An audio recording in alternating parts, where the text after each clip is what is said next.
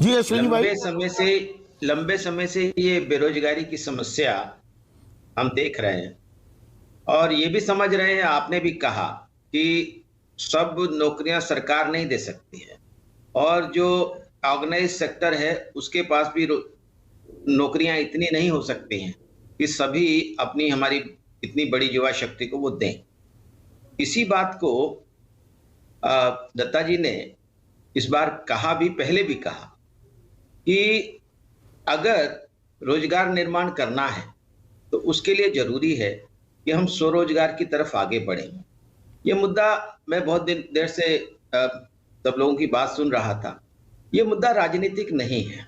राजनीति के साथ इसको जोड़ करके देखेंगे तो सभी सरकारों के समय में ये बेरोजगारी की समस्या रही है, लेकिन जरूरत इस बात की है कि समाज इसके लिए आगे आए।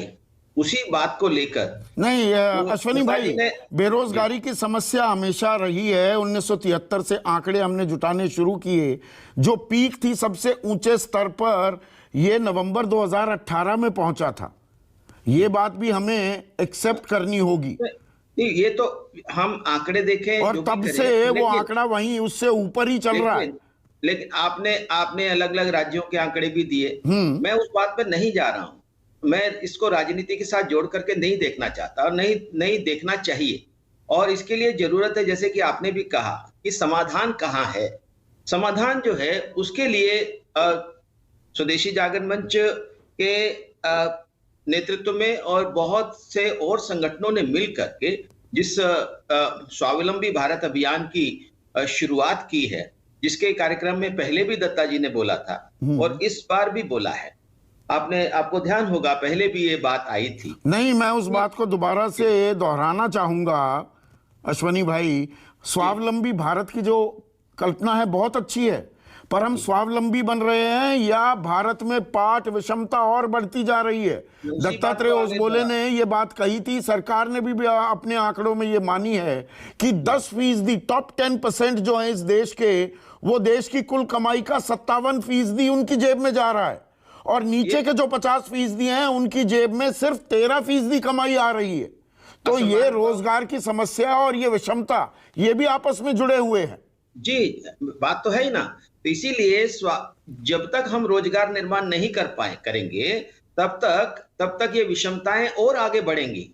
जो आप जिन विषमताओं की बात कर रहे हैं, मैं एक और विषमता का आंकड़ा आपको बताना चाहता हूं कि रूरल एरियाज में, ये आज का आंकड़ा नहीं है, ये लगातार बढ़ता जा रहा है। रूरल एरियाज में पर कैपिटा इनकम और अर्बन एरियाज में पर कैपिटा इनकम में 12 गुना का अंतर है।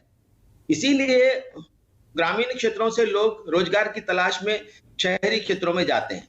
हमारा ये कहना है, चाहे वो ग्रामीण क्षेत्र है, चाहे वो छोटे टाउन्स हैं, चाहे वो बड़े टाउन्स हैं, चाहे वो बड़े शहर हैं, जहां पर भी लोग रहते हैं वहीं पर उनको रोजगार मिले, तो उसके लिए बहुत सारी अपॉर्चुनिटीज हैं। मैं यहां पर ये रेखांकित करना चाहता हूं कि भारत 3.5 गुना ज्यादा परचेजिंग पावर पैरिटी वाला देश है।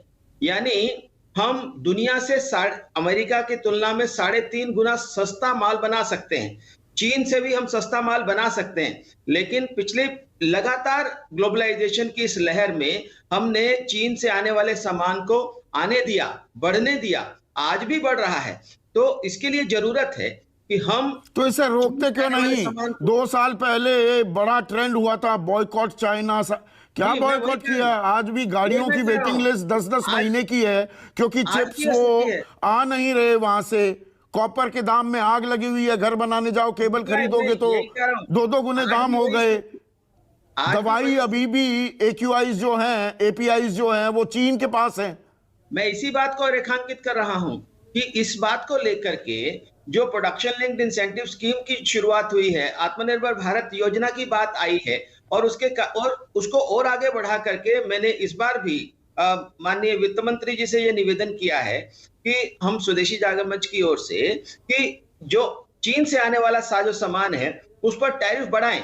मैं यहां पर आपको बताना चाह रहा हूं कि 2004 और 2014 के बीच में 3000% इंक्रीज हुआ चीन से आने वाले सामान का, और उसके कारण जो डी इंडस्ट्रियलाइजेशन हुआ, हम कल्पना करते हैं कि हम 15% से जीडीपी का 15% मैन्युफैक्चरिंग से आना चाहिए, जहां से सबसे ज्यादा रोजगार निर्माण हो सकते हैं। वहां हमने जो 15% की जगह 25% अब करना चाहिए, लेकिन इस दौरान 3000% इंक्रीज हुआ। तो मेरा ये नहीं, कहना यही है, नहीं अश्वनी आज रोकने की भाई, जरूरत देखिए जो ये हमारे एमएसएमई सेक्टर है 8000 जो रजिस्टर्ड है, उससे ज्यादा का है दरअसल आंकड़ा। 8000 तो बंद हो गए। बड़ी मछली और बड़ी होती जा रही है, छोटी मछली को पूरी तरह से खाती जा रही है। मैं ये भी इसी एक बात समस्या है और रोजगार से जुड़ी है। ये मैं छोटी इसी बात मछलियां को आगे रोजगार बढ़ा रहा हूं। देती हैं। आप मेरी ही बात कर रहे हैं। मेरा ये कहना है कि आज हमें अपने देश में जीडीपी के प्रतिशत के रूप में मैन्युफैक्चरिंग का हिस्सा बढ़ाना चाहिए। जो 25% तक आएगा तो स्वाभाविक रूप से ये वो तो ये 2015 में वो परिकल्पना की थी, क्या हुआ?